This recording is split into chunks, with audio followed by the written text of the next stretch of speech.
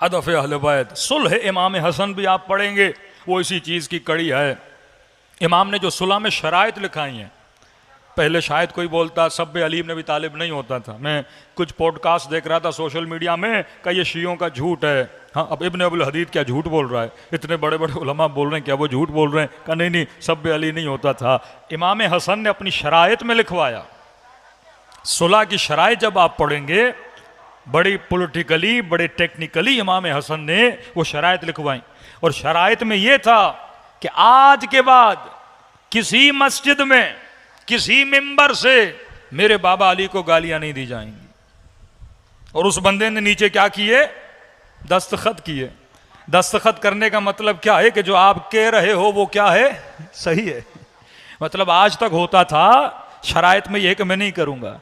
फिर फरमाया वो बनु हाशिम के गरीब बेवाएं, वो यतीम बच्चे जिनको बैतुल माल से, हुकूमत बैतुल माल से यतीमों को माल दिया करती थी, फरमाया उनके पैसे जो तुमने बंद किए हैं सबको दोगे। उसने लिखा दूंगा।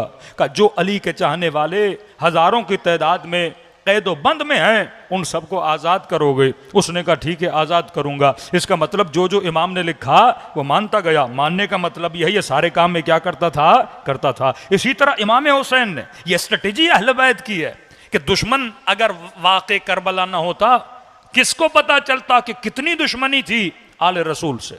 किसको पता चलता इतना जुल्म? अब यह बोला जाए कि भाई करबला में यजीद ने नहीं किया, इब्न ज़ियाद ने करवाया, तो फिर शाम के बाजार को सजाया क्यों गया था? वहां तो यजीद था। फिर दरबार में नबी ज़ादियों को खड़ा क्यों कर दिया गया? फिर जनाब सकीना को कनीजी के लिए बेचा क्यों जा रहा था? फिर इमाम हुसैन का सर अपनी नजरों के सामने रख के नबी के नवासे के होंठों पे छड़ी क्यों मारी जा रही थी?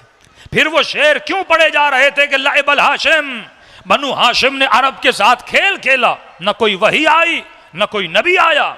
ये बरमला बताता है कि उस बंदे का अकीदा क्या था, उस बंदे की तरबियत क्या थी। तो हुसैन हक व बातिल की पहचान का नाम है, अली हक व बातिल की पहचान का नाम है। तो हमने अर्ज किया अहले बैत की जिंदगी वाक़यात सुनने के लिए नहीं है, अहले बैत की जिंदगी से अपनी जिंदगी के लिए राह रविश पैदा करने का हदफ इंसान पैदा करे। 50 साल से बंदा मजलिसों में आए लेकिन अहले बैत के उसूल को न जाने, इन मजलिसों का कोई फायदा नहीं है। 3-4 तरह के लोग होते जो मजलिसों में आते हैं। कुछ वो हैं जो वाक़यान उसूल अहले बैत सीखने के लिए आते हैं, कुछ वो हैं जो फॉर्मेलिटी के लिए आते हैं कि भाई 10 दिन हैं, शिया हैं, मजलिस में तो जाना है, हाजिरी तो देनी है। तो हाजिरी वाले शिया ना बनिए। मजलिस का एक मकसद है, मजलिस का मतलब महज़्ज़ब बनो, तहजीब हासिल करो, फ़िक्र हुसैन को सीखो और अपने वजूद में वो उसूल पैदा करो जो अहले बैत की ज़िंदगी में थे। सलवात पढ़े मोहम्मद वाले मोहम्मद पर।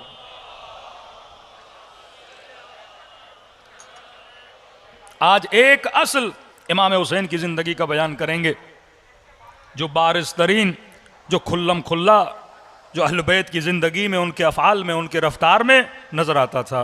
उस असल को अगर हम अपनी ज़िंदगी में लाएं तो ज़िंदगियाँ नूरानी बन जाती हैं। दावे तो हम बहुत करते हैं लेकिन आज कलाम अहले बैत से सुने वाक़अन वो उसूल इमाम हुसैन मेरी ज़िंदगी में मौजूद है कि नहीं है। पहला उसूल अहले बैत की ज़िंदगी का जो उनकी दुआओं में, उनके कलामों में, उनके अमल में, उनकी नमाज़ों में हमें नज़र आता है, वह असल कौन सा है, वो उसूल कौन सा है?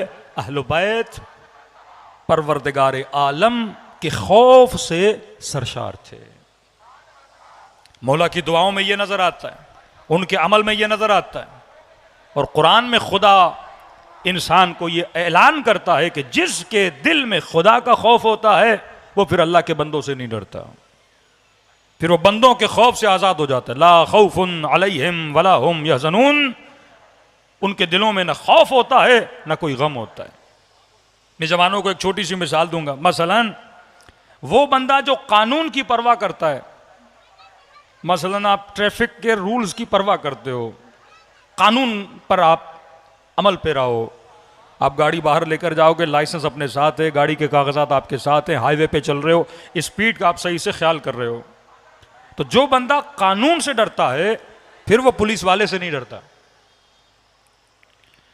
जिसके दिल में खौफ कानून है फिर खौफ पुलिस नहीं होता। पुलिस से वो डरता है जो कानून से नहीं डरता। इसी तरह जो अल्लाह का खौफ रखता है फिर वो अल्लाह के बंदों से नहीं डरता। जिसके दिल में शरीयत का खौफ हो वो फिर बंदों से नहीं डरता, फिर उसे परवरदिगार आलम बंदों के खौफ से क्या करता है, आजाद कर देता।